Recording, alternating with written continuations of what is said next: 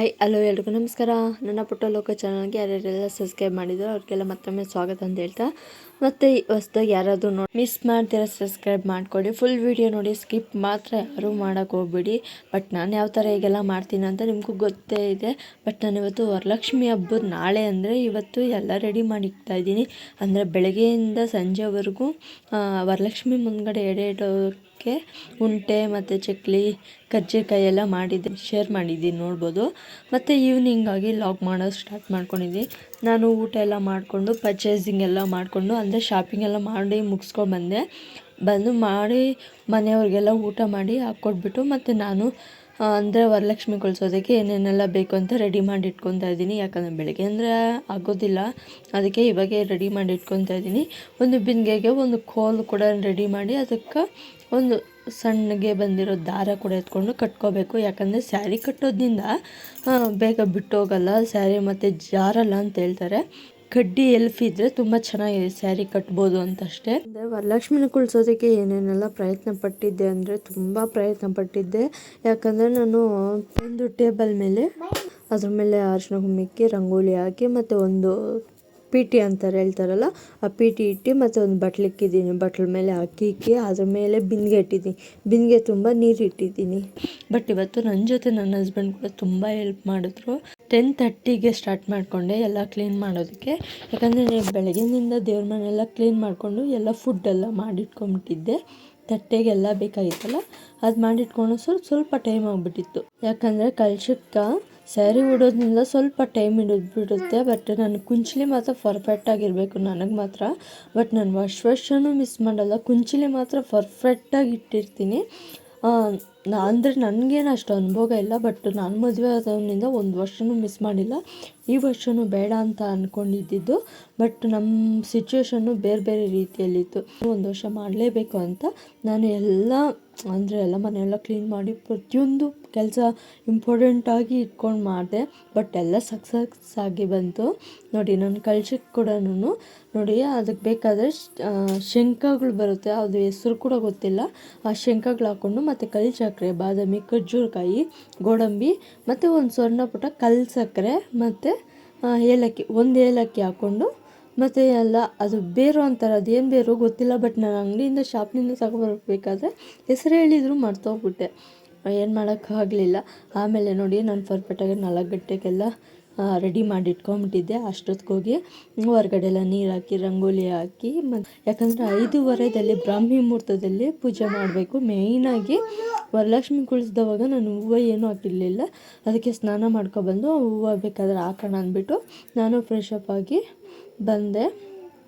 ಬರೋಷ್ಟೊತ್ತಿಗೆ ನನ್ನ ಪುಟಾಣಿ ನನ್ನ ಹಸ್ಬೆಂಡ್ ಕೂಡ ಅವ್ರಿಗೂ ಪಾಪ ಜಾಸ್ತಿ ಹೊತ್ತು ನನ್ನ ಜೊತೆನೇ ತುಂಬ ಹೆಲ್ಪ್ ಮಾಡಿದ್ರು. ಸ್ಯಾರಿ ಉಡಬೇಕಾದ್ರೆ ಪ್ರತಿಯೊಂದು ಅಷ್ಟೇ ಸಣ್ಣ ಪುಟ್ಟ ಕೆಲಸ ಎಲ್ಲ ಅವರೇ ಮಾಡಿಕೊಟ್ಟಿದ್ದಾರೆ. ಬಟ್ ನಾನು ಒಬ್ಬಳೇ ರಿಸ್ಕ್ ತಗೊಂಡಿದ್ರೆ ಅವ್ರಿಗೆ ಇಷ್ಟ ಆಗೋಲ್ಲ. ಬಟ್ ದಿನೆಲ್ಲ ನಿದ್ದೆ ಕೆಟ್ಟಿದ್ದೆ ನಾನು. ಹಸ್ಬೆಂಡ್ ಕೂಡ 4 ಗಂಟೆ ನಿದ್ದೆ ಕೆಟ್ಟಿದ್ರು. ಬಟ್ ನಾನು ಮಾತ್ರ ಫುಲ್ ಡೇ ನಿದ್ದೆ ಕೆಟ್ಟಿದ್ದೆ. ಅದಕ್ಕೆ ಕಣ್ಣೆಲ್ಲ ಒಂಥರ ಆಗಿಬಿಟ್ಟಿತ್ತು. ಅಂದರೆ ಕೂತ್ಕೊಂಡ್ರೆ ಸಾಕು ನಿದ್ದೆ ಬರೋ ಮೂಮೆಂಟಿಗೆ ಹೋಗ್ಬಿಟ್ಟಿತ್ತು. ಹಾಗೆ ಪೂಜೆ ಮಾಡೋದಕ್ಕೆ ರೆಡಿ ಮಾಡ್ಕೊಳ್ತಾ ಇದ್ದೀನಿ. ಅಂದರೆ ನೀವೆಲ್ಲ ಯಾವ ಥರ ಹೀಗೆಲ್ಲ ಮಾಡ್ತೀವೋ ಅಂತ ಕಮೆಂಟಲ್ಲಿ ತಿಳಿಸಿ. ನಾನು ಯಾವ ಥರ ಹೀಗೆಲ್ಲ ಮಾಡ್ತೀನಿ ಅಂತ ನಾನು ನಿಮ್ಮ ಜೊತೆ ಶೇರ್ ಮಾಡ್ಕೊತಾ ಇದ್ದೀನಿ ಅಷ್ಟೇ. ನೋಡೋಣ ವರಲಕ್ಷ್ಮಿ ಹಬ್ಬದ್ದು ಯಾವ ಥರ ಇರುತ್ತೆ ಅಂತ. ನೀವು ನೋಡಿರ್ಬೋದು ವರ್ಷದಲ್ಲಿ ಕೂಡ ವರಲಕ್ಷ್ಮಿ ಹಬ್ಬ ಮಾಡಿದವಾಗ ನಿಮ್ಗೆ ವೀಡಿಯೋ ಶೇರ್ ಮಾಡಿದ್ದೆ, ನೋಡಿರ್ಬೋದು ಯಾವ ಥರ ಹೀಗೆಲ್ಲ ಮಾಡಿದ್ದೆ ಅಂತ. ಫುಲ್ ವೀಡಿಯೋ ಅಪ್ಲೋಡ್ ಮಾಡೋದಕ್ಕಾಗಲಿಲ್ಲ, ಬಟ್ ಶಾರ್ಟ್ ವೀಡಿಯೋ ಅಪ್ಲೋಡ್ ಮಾಡಿದ್ದೆ. ನಾನು ಅಷ್ಟೇ ಈ ಸಲ ಫುಲ್ ವೀಡಿಯೋ ಲಾಂಗ್ ವೀಡಿಯೋ ಮಾಡಬೇಕು ಅಂತ ಇಷ್ಟದಿಂದ ಮಾಡಿದ್ದೀನಿ. ಬಟ್ ಇನ್ನೊಂದು ಅಂದರೆ ವರಲಕ್ಷ್ಮಿ ಹಬ್ಬದ ದಿನ ಒಂದೇ ಒಂದು ಸಣ್ಣ ಮಿಸ್ಟೇಕ್ ಆಗ್ಬಿಡ್ತು. ಏನಂದರೆ ವೀಡಿಯೋ ಆನ್ ಮಾಡಿಬಿಟ್ಟು ನಾನು ಹೋಗಿ ಬೇರೆ ಕೆಲಸ ನೋಡ್ತಾಯಿದ್ನ.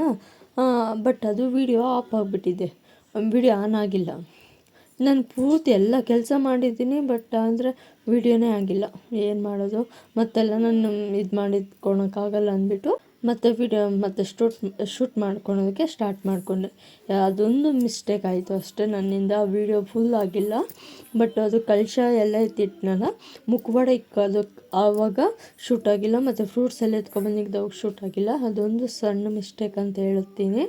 ಎಲ್ಲ 4:45 5 ಗಂಟೆ ಅಷ್ಟೊತ್ತಿಗೆಲ್ಲ ಫುಲ್ ಕೆಲಸ, ಅಂದರೆ ಫೋಟೋಸ್ಗೆಲ್ಲ ಹೂವು ಹಾಕಿ ಪ್ರತಿಯೊಂದು ಕೆಲಸ, ದೀಪಗಳಿಗೆಲ್ಲ ಎಣ್ಣೆ ಹಟ್ಟಿ ಎಲ್ಲ ರೆಡಿ ಮಾಡಿ ಇಟ್ಕೊಂಡ್ಬಿಟ್ಟೆ. 5:30 ಅಷ್ಟೊತ್ತಿಗೆ ಬ್ರಾಹ್ಮಿ ಮುಹೂರ್ತದಲ್ಲಿ ಪೂಜೆ ಮಾಡಿದ್ರೆ, ಬಟ್ ನಾವೇನು ಅಂದ್ಕೊತೀವೋ ಅದು ನಮಗೆ ಪ್ರತಿಫಲ ಸಿಗುತ್ತೆ ಅಂತ ಹೇಳ್ತಾರೆ.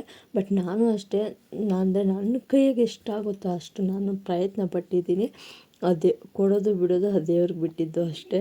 ಬಟ್ ನಾವು ಒಳ್ಳೆ ಶ್ರದ್ಧೆ ನೆಮ್ಮದಿಯಿಂದ ಮಾಡಬೇಕು. ಅದೇ ಯಾರಿನಿಂದ ಫ್ರೀ ಇರಲಿಲ್ಲ.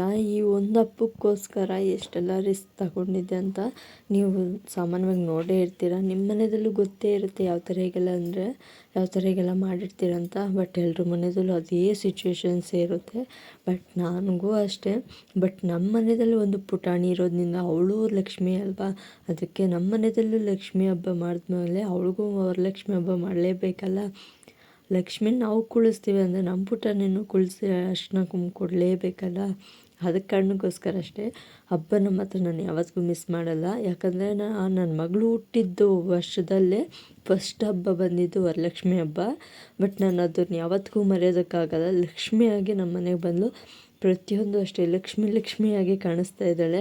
ಬಟ್ ನನಗೆ ಅದೊಂದು ತುಂಬ ಖುಷಿ ಆಗ್ಬಿಡುತ್ತೆ. ಒಂದೊಂದು ಟೈಮಲ್ಲಿ ಹೇಳ್ಕೊಳಕ್ಕಾಗಲ್ಲ, ಅಷ್ಟು ಖುಷಿ ಆಗ್ಬಿಡ್ತೀನಿ.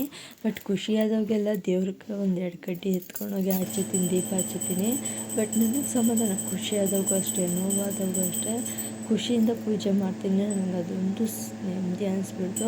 ಬಟ್ ನನಗೇನು ಅನಿಸ್ತು ಅಂದರೆ, ಅಷ್ಟೊತ್ತಲ್ಲಿ ಪೂಜೆ ಮಾಡ್ತಾಯಿದ್ದೀನಲ್ಲ, ಅಂದರೆ ಯಾರ ಮನೆಯಲ್ಲೂ ಬಾಗಿಲು ತೆಗೆದಿದ್ದಿಲ್ಲ. ಇಷ್ಟೊತ್ತಿಗೆ ನಾನು ಪೂಜೆ ಮಾಡಿ ಗಂಟೆ ಹೊಡೆದ್ರೆ ಯಾವ ಥರ ಇರುತ್ತೆ ಏನು ಅಂತ ನನಗೆ ಸ್ವಲ್ಪ ಮುಜುಗರ ಆಗ್ಬಿಟ್ಟಿತ್ತು. ಯಾಕಂದರೆ ನಾನು ಮಾಡಿದ್ಮೇಲೆ ನಮ್ಮ ಅಕ್ಕಪಕ್ಕದಲ್ಲೆಲ್ಲ ಪೂಜೆ ಮಾಡೋದು ಸ್ಟಾರ್ಟ್ ಮಾಡಿಕೊಂಡ್ರೆ ನನಗೆ ಅದೊಂದು ದೊಡ್ಡ ಖುಷಿ ಆಗ್ಬಿಟ್ಟಿತ್ತು. ಬಟ್ ನಾನು ಫಸ್ಟ್ ಮಾಡಿದ್ನೇನೋ ಅಂತ ನನಗೆ ಸ್ವಲ್ಪ ಮನಸ್ಸಲ್ಲಿ ತಟ್ಟಿತು. ಅದೊಂದು ದೊಡ್ಡ ಖುಷಿಯಾನೇ ಆಗೋಯಿತು. ಬಟ್ ನಾನು ಅಷ್ಟೇ, ನಾನೊಬ್ಬಳೇ, ಅಂದರೆ ಮನೆಯದೇ ಎಲ್ಲರೂ ಮಲ್ಕೊಂಡ್ಬಿಟ್ಟಿದ್ರು. ನಾನು ಅಷ್ಟೊತ್ತು ಪೂಜೆ ಎಲ್ಲ ಮಾಡಿ ಮುಗಿಸ್ಕೊಂಡು ಗಂಡ ಲೋಕನಾಯಕ ನೀನು ಅವನ ಹೃದಯ ತಾರಕ, ನಿನ್ನ ಮಗನು ಲೋಕಕಾರಕ ನೀನು ಅವನ ಸೃಷ್ಟಿ ಪ್ರೇರಕ, ನಿನ್ನ ದಯದಲ್ಲಿ ಎಲ್ಲ ಬಂಗಾರ, ಮಣ್ಣಿನ ಮಡಿಲಲ್ಲ ಚಿನ್ನ ರತ್ನದ ಭಂಡಾರ, ಲಕ್ಷ್ಮೀ ಮಹಾಲಕ್ಷ್ಮೀ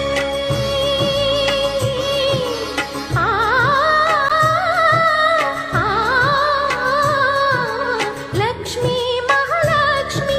ನೋಡಿದ್ರಲ್ಲ ಯಾವ ಥರ ಈಗೆಲ್ಲ ಪೂಜೆ ಮಾಡಿದ್ದೆ ಅಂತ. ನಾನು ರೆಡಿಯಾಗಿ ನನ್ನ ಮಗಳಿಗೂ ರೆಡಿ ಮಾಡಿಸಿ, ಮಗಳಿಗೂ ಎಲ್ಲ ರೆಡಿ ಮಾಡಿ ಅಷ್ಟೊತ್ತು ಸ್ವಲ್ಪ ಟೈಮ್ ಇಟ್ಬಿಟ್ಟಿತ್ತು.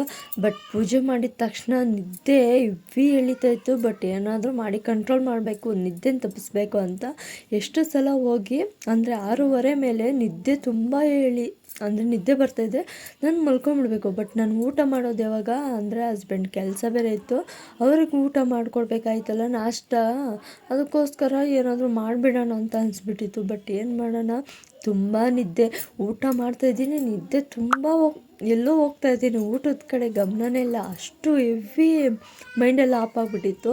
ಬಟ್ ಆ ದೇವ್ರು ನೆನೆಸ್ಕೊಂಡು ಸ್ವಲ್ಪ ಮುಖ ಎಲ್ಲ ವಾಶ್ ಮಾಡಿಕೊಂಡು ಮತ್ತೆ ಬಂದು ಮತ್ತೆ ಬಟ್ಟಿಕ್ಕೊಂಡು ಪೂಜೆ ಮಾಡಿ ಮತ್ತೆ ಇನ್ನೊಂದು ಸಲ ಮತ್ತೆ ಊಟ ಮಾಡೋದಕ್ಕೆ ಹೋದೆ. ಊಟ ಎಲ್ಲ ಮುಗೀತು, ಊಟ ಎಲ್ಲ ಮುಗಿಸ್ಕೊಂಡೆ. ಬಟ್ ವಿಡಿಯೋ ಎಲ್ಲ ಫುಲ್ ಶೂಟ್ ಮಾಡ್ಕೊಳೋಕ್ಕಾಗಲಿಲ್ಲ. ನಾನು ಈ ಹಬ್ಬಕ್ಕೆ ಏನೇನೆಲ್ಲ ಮಾಡಿದ್ದೆ ಅಂತ ನಿಮಗೂ ಗೊತ್ತೇ ಇದೆ.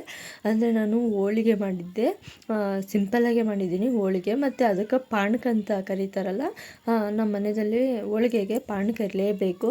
ಪಾನಕ ಮಾಡಿ ಮತ್ತು ಸಾಂಬಾರು ರೈಸ್ ಮಾಡ್ಕೊಂಡಿದ್ದೆ. ಮತ್ತು ಈವ್ನಿಂಗ್ ಆಗಿ ಬೋಂಡ ಮಾಡ್ಕೊಂಬಿಡೋಣ ಅಂತ ಫಿಕ್ಸ್ ಮಾಡಿಕೊಂಡು ನಾವೆಲ್ಲ ಊಟ ಎಲ್ಲ ಮಾಡಿ ಮುಗಿಸ್ಕೊಂಡು ನನ್ನ ಮಗಳನ್ನು ಹೇಗಿದ್ದಾಳೆ ಅಂತ ಕಮೆಂಟಲ್ಲಿ ತಿಳಿಸಿ. ಈ ವಿಡಿಯೋ ಇಲ್ಲಿಗೆ ಎಂಡ್ ಮಾಡ್ತೀನಿ. Thank you, bye, see you.